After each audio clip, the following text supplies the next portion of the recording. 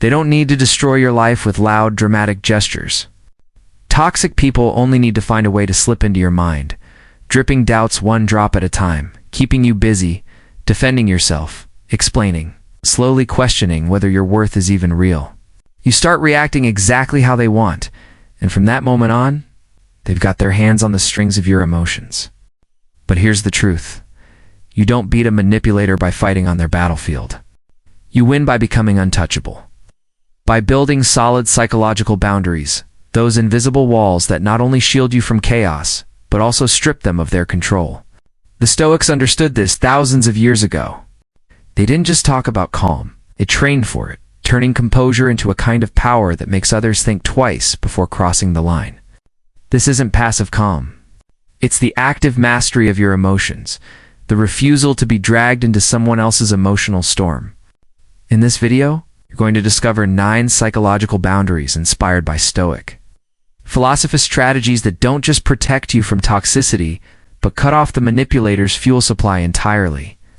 If you're tired of being pulled into endless emotional battles, this is the shield you've been looking for. Number 1. Don't let anyone else decide your emotional state. There's a truth most people never notice. Every time you let someone make you angry, upset, or force you to defend yourself, you've just handed them control over your mind. Negative, toxic people don't need to wreck your life. All they have to do is pull you onto their playing field, where your emotions dance to the rhythm of their words and actions. Remember, you don't win by arguing, proving your point, or trying to correct them. You win by becoming untouchable. That's exactly what the Stoics trained for. The ability to stay calm and refuse to take the emotional bait others throw your way. I think of Michael, a project manager in Seattle. One Monday morning, as soon as he walked into the office, a coworker smirked and said, "Oh, finally decided to show up. Big party last night?" In the past, Michael would have fired back or explained himself, showing his irritation. But that day, he just smiled softly and said, "Good morning," then sat down to work. He didn't do it to pretend the comment didn't exist. He did it because he knew that reacting would give that coworker the power to control his mood all day. The result? He kept his focus, finished his work early, and the other guy lost interest in teasing him. This is what Epictetus meant when he said, "If someone can anger you, realize that your mind has cooperated with the provocation." You can't control what they say, but you can absolutely control how you feel and respond. So the next time it happens, pause. Take a deep breath. Remind yourself, this is their problem, not mine. Respond with calm, with brevity, or with silence. That's not avoidance. It's refusing to play a game you never agreed to join. Your emotions are your most valuable asset. Don't hand the keys to anyone else. When you master this, you'll see that true freedom isn't just about avoiding certain people. It's about reclaiming control over your own state of mind. Number 2, the power of strategic silence. When dealing with negative people, our first instinct is often to explain ourselves, defend our position, or strike back. But the more we react, the deeper we fall into their game. The wise understand that silence isn't always weakness sometimes. It's the sharpest weapon you have. Strategic silence isn't ignoring a problem to avoid it. It's a deliberate choice not to let someone's words or actions pull you into an emotional spiral. When you choose not to respond immediately, you force the other person to sit in the space they've created. And in that space, control shifts from them to you.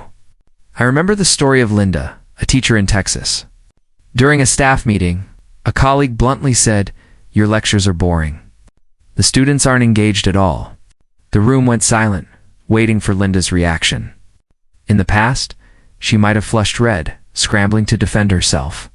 But that day, she simply looked at the person for a few seconds, nodded slightly, and turned another page in her notes. No argument, no defense. By the end of the meeting, it was clear the other person was more unsettled than she was because their attack had failed to land. The Stoics taught, it's not what offends you, but how you choose to respond to it. Strategic silence is the ultimate response because it denies the provocateur the very fuel they crave. Your emotional outburst? Next time someone tries to mock or pressure you, pause, hold their gaze, stay calm. and don't rush to reply. Let your silence speak. I'm not playing this game. You'll notice the energy shift. They lose control, and you keep yours. Strategic silence doesn't just help you avoid meaningless arguments. It trains your inner stability. It reminds you that you don't have to respond to everything you hear. That stillness becomes the strongest statement of all. I own myself. No one else. When you know how to wield silence at the right moment, you not only protect your peace, you make it clear to toxic people that they no longer have a key to your emotional world. And that is real power. Number 3. Lowering your emotional availability. One of the most important principles for protecting yourself from negative people is lowering your emotional availability. This doesn't mean becoming cold or unfeeling. It means knowing how to control who gets access to your emotions and when. If you're always available to listen, respond, or share at any moment, you're essentially giving others an open invitation to influence your mental state for better or worse. Think of your emotions like your own home. If the door is always wide open, anyone can walk in, bringing both positive and negative energy with them. But if you know when to close the door and when to welcome guests, you protect the peace inside. I'm reminded of David, a man from Texas. He had an old friend who every time they met would unload complaints about life, gripe about everything, and drag David's mood down. In the past, David would always make time to listen, believing it was his duty as a good friend. But after discovering Stoicism and reflecting on Epictetus's words, "No one can harm you without your consent," he began to change. Instead of answering calls or messages immediately, he chose the right moments to respond. He shortened their meetups, keeping only the conversations that brought value and positive energy. At first, his friend was irritated and accused him of changing, but eventually, they adjusted their behavior. Realizing David was no longer a free dumping ground for negativity. When you lower your emotional availability, you send a clear message. I decide who has access to my energy and my mind. This isn't selfish, it's self-respect. Next time someone tries to pull you into their endless drama or vent session, remember you are under no obligation to respond right away. Pause, breathe, assess the situation, and only engage when you truly want to. Lowering your emotional availability is a skill. The more you practice, the less you'll get dragged into other people's mess. And the more you'll feel the freedom that comes from owning your emotional world. Number 4. Stop explaining yourself. One of the most exhausting psychological traps we fall into is the habit of constantly feeling the need to justify our actions. We fear being misunderstood, judged, or thought poorly of, so we over-explain, hoping to erase all doubt. But with people who have bad intentions, every word you give them becomes ammunition to twist, distort, or turn back against you. Stoicism teaches that your worth isn't determined by whether others understand or agree with you. Epictetus once said, "If someone hates you, that's their problem. Your duty is to live according to your own principles." In other words, you don't need to turn every decision into a courtroom presenting evidence for why you chose what you did. Sarah, a woman from California, used to be trapped in this cycle. At work, she had a colleague who constantly scrutinized her and fired off interrogating questions. "Why didn't you attend the meeting today? Why didn't you reply to my email right away?" In the past, Sarah would rush to explain, "I was busy with another project," or "I didn't see that email yet." But she began to notice that the more she explained, the more this coworker pushed, even using her words against her. After learning about Stoic philosophy, Sarah tried a different approach. Instead of long justifications, she replied briefly, "I'd rather not discuss this." Or, "I had other priorities," and then stopped talking. No debate, no defense. Within a few weeks, the questions faded. The provocations slowed. Sarah was no longer pulled into tense, draining conversations. She realized something crucial. Silence and decisiveness can be far stronger than 100 words of defense. Not explaining yourself isn't about being rude or mysterious. It's about protecting your energy, maintaining your peace, and keeping your autonomy. Next time someone demands a detailed explanation, ask yourself, do they genuinely want to understand? Or are they looking for a weakness to exploit? If it's the latter, a short answer or no answer at all is the smartest move. Strong people aren't the ones who speak the most, they're the ones who know when to speak and when to stop. By refusing to over-explain, you send a clear message. I don't need your approval to live my life. Number 5. Becoming unpredictable. Manipulators often rely on one invisible weapon, their ability to predict your behavior. If they know exactly how you'll react to criticism, praise, or provocation, they can plan their attacks with precision. Like a chess game, if every move you make is predictable, it doesn't take long for them to read your playbook. Stoicism teaches us to replace impulsive reactions with deliberate calm. Marcus Aurelius once wrote, "When someone provokes you, ask yourself, does this truly harm me, or is it just a passing breeze?" More often than not, the answer is, it's nothing worth reacting to. David, a man in Texas, used to be an easy target for irritation. Whenever a neighbor criticized or made a sly remark, he'd fire back with irritation. A simple comment like, "You're always home late, huh?" would send him into a long explanation about work, piling on excuses. Without realizing it, he was handing over a detailed emotional map that his neighbor had memorized. But after learning about Stoic philosophy, David started to change. One day when the familiar jab came, he simply smiled and replied, "Maybe," before casually shifting the topic to the plants in his yard. No big reaction, no defense, no visible annoyance. Within weeks, the jabs faded. Once David stopped reacting exactly as expected, the game lost its thrill. He went from being an open book to a blank page. No one knew what might come next. Being unpredictable doesn't mean constantly switching things up just to confuse people. It's about maintaining flexibility and choosing your responses wisely, instead of letting emotions dictate them. Sometimes, the best reply is silence. Sometimes it's a smile. And sometimes it's steering the conversation in an entirely different direction. When people can't predict your next move, they approach with more caution. You regain control of the interaction and protect your peace. More importantly, you make it clear. My life doesn't run on anyone else's script, only my own. Number 6. Controlling how much you share about yourself. One of the most common mistakes that lands people in a manipulator's trap is oversharing too much too soon. Every time you reveal a fear, a failure, or a hidden corner of your life, you hand someone a map to your vulnerabilities. With a good person, they'll treat that information with care. But with someone who has bad intentions, they'll store it away, waiting for the perfect moment to turn it into a weapon. Stoic philosophy reminds us that not everyone deserves to know your whole story. Honesty is valuable, but discernment is your shield. Every relationship takes time to build, and there's no reason to hand over all your keys during the first few meetings. Take Emily in Florida, for example. When she joined a new friend group, she often spoke openly about her financial struggles and family conflicts. At first, people seemed sympathetic and supportive. But within months, she discovered those personal details had been passed around, sometimes even used as reasons to question her competence at work. That sense of exposure made Emily realize she needed tighter control over what she shared. Instead of shutting down completely, Emily began adjusting her approach. When someone asked about her personal life, she kept her tone warm, but answered broadly, "Everything's fine. I'm focused on my personal goals." It was enough to keep the connection alive without offering any information that could be twisted or exploited. Controlling how much you share isn't about being fake or cold. It's an art of protecting your privacy.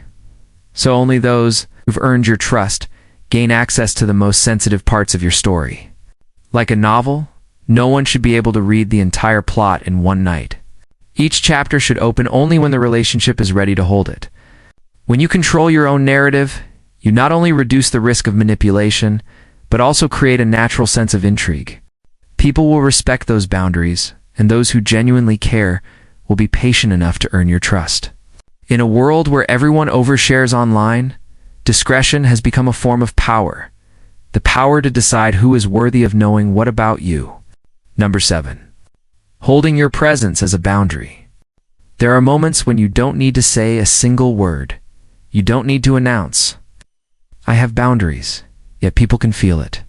Your presence, the way you walk into a room, the way you listen, the way you respond, can set the tone for how others treat you.